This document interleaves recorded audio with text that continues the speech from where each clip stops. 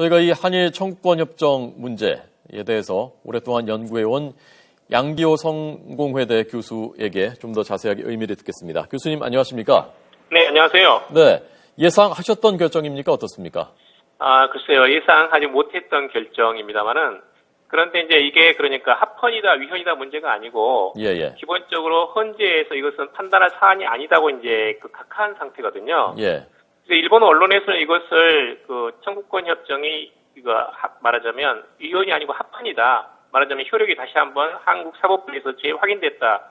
이렇게 이제 그것을 인정하고 싶어 하지만 사실은 그게 아니고 이 사안 자체가 기본적으로 이 청구권 협정을 둘러싸고 헌재에서 판단할 문제가 아니라고 이제 각한 겁니다. 그러니까 그것을 너무 지나치게 의미를 확대해가지고 말하자면 지금의 강제징용 개인 보상이나 위안부 문제에 대해서 한국의 개인 보상 청구권이 없다라는 것은 이건 잘못된 해석이 될 가능성이 있기 때문에 그 점을 좀 강조하고 싶습니다. 네, 어쨌건 오늘 헌재가 만약에 위헌이라는 결정을 내렸으면 전반적으로 영향을 크게 미치게 될 텐데 그 결정이 안 내려졌기 때문에 어쨌건 지금의 현상에서 달라지는 것이 없게 되는 지금의 현상이 유지되는 그런 것 아니겠습니까? 결과는?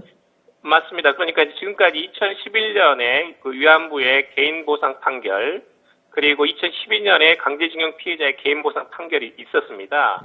그게 이제 청구권 협정에도 불구하고 개인 보상 청구권은 살아있다는 결정인데 그 문제를 지금 일단은 어떻게 지금 피해자들은 대응해왔냐면 일단은 지금까지 강제징용 피해 보상을 예를 들면 이번에 피해자도 마찬가지지만 1,100만 원에서 2,000만 원 정도 보상을 받았거든요.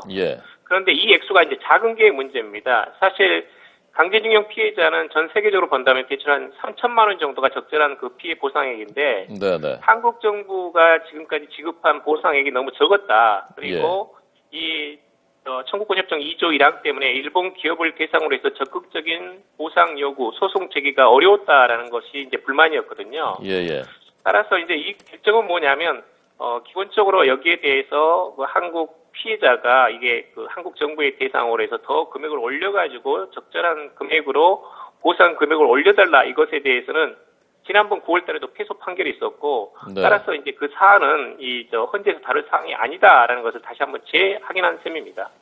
오늘 조금 전 최명신 특파원이 전해온 대로 일본 쪽에서는 만약에 위헌 결정이 내려지면은 전반적으로 한일 관계 전반에 미치는 파장이 클 것이다라는 우려를 해왔다고 하고 오늘 우리 외교장관도 헌법재판소가 현명하게 결정해 줄 것을 기대한다라는 입장이었는데 만약에 이것이 위헌 결정이 됐다면은 전체적으로 한일 관계가 흔들리는 것이 아니냐라는 것에 대해서는 어떻게 생각하십니까? 그것은 그 지적은 맞다고 생각합니다. 그러니까 이제 1965년에 청구권 협정으로 한일 간의 모든 말하자면 어떤 청구 권한은 다 끝났다. 개인 청구권은 없다라는 것이 이제 일본 정부 입장이었는데 만약에 이번에 이제 위헌 판결이 내려졌다면 기본적으로 개인 보상, 일본 정부를 대상으로 한, 일본 기업을 대상으로 한 개인 보상이 이제 말하자면 법물 터졌이 이렇게 터져나올 수밖에 없거든요.